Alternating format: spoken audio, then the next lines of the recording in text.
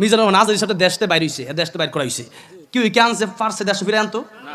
আল্লাহ মামুনুল হক সাহেব জেলে আছে, কি ফার্সে যে মামুনুল হক সাহেবের জেলের তালা ভাঙ্গে আনতো? যদি বাংলাদেশের সব মুসলমান যদি একসাথে হয়ে যাইতো, 1 কোটি মুসলমান, বাংলাদেশে 18 কোটি মানুষ মনে করেন, তার ভিতরে কি 15 কোটি মানুষ মুসলমান না? 95% মুসলমান। কিন্তু এত লাগবে না, 1 লক্ষ মানুষ যদি কইতো যে জেলের তালা ভাঙবো, আজকে শহীদ হইছি, মামুনুল হক সাহেব জেল থেকে বের করবো, কি কোনো ব্যাপার ছিল? কিন্তু সত্য কথা হলো, দুঃখজনক হলেও সত্য কথা, বাংলাদেশের চোর ডাকাতের শাস্তি সবচাইতে কম, আলেমের শাস্তি সবচেয়ে বেশি দেওয়া হয়। অনেক আলেমদেরকে সুই ঢুকানো হয়েছে নৌকের ভিত্তি দিয়া, অনেক আলেমদেরকে গরম পানি দেওয়া হয়েছে, অনেক আলেমদেরকে সরাইছে, থাপড়াইছে, অনেক আলেমদেরকে রিমান্ডে নেওয়া হয়েছে।